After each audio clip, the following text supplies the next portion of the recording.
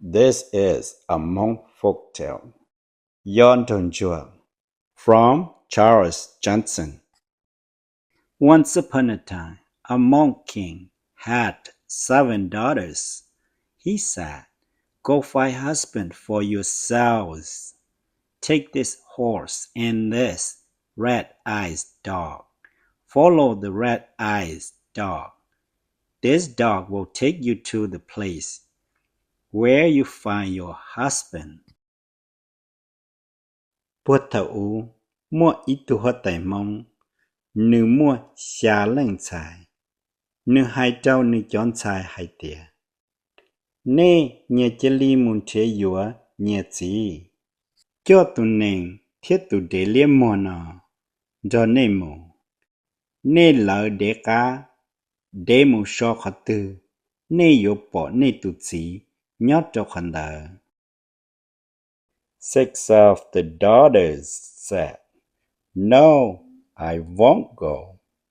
The 7th daughter, who was the youngest, and her name was Yer said, "Yes, father, I will do what you say."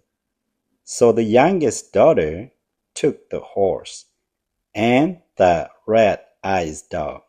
She followed the dog. The dog came to a house of Yor the orphan. The dog went inside the house and hid under the bed. It wouldn't leave. Trao lệnh chạy lo tế tía, cú chỉ cả mô, tồn chạy thí xa của Yor, tù yào, nữ lung bê hô uôn giờ tế hay tía. Cú chỉ, cú mà li mô, cú mà ô trời li có hại. Chê tồn chạy yào, giờ cha tồn nền, phía cho tù để liêm mùa, cho nữ mù. Nữ trời tù để liêm mùa, tù để giờ mông gà cho hậu, yon tròn chùa lũ chế. Thiên gà mông gạo hậu, yon lúc á cha, nữ chỉ cả tờ lò li lợ. Yer went after her dog. There was a young man sitting inside the house. He looked at her and was very confused. Why did this pretty girl and her dog came inside his house? He asked, "Why are you and your dog coming to my house?" Yer replied, "I am coming to marry you."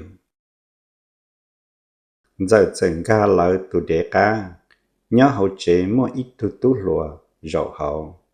Nương chế tua trôn giờ, nương chỉ tao lì, vì lý cha họ mua ít tuần chạy chú sống gâu. Thiên nương tù đế, chế liên ca lò hậu, nương lũ chế. Nương thiên nương hay tìa, vì lý cha có thiết có tù đế, chế liên ca lò cho hậu của chế nó, giờ tế hay tìa. Cú lo yếu có. Yor said, No, I can't marry you.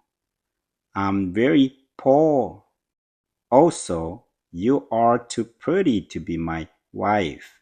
Can you please get out of my house? I can't. It's my destiny.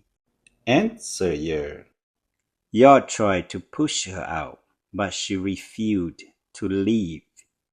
By the end, he didn't have a choice. Yer became his wife.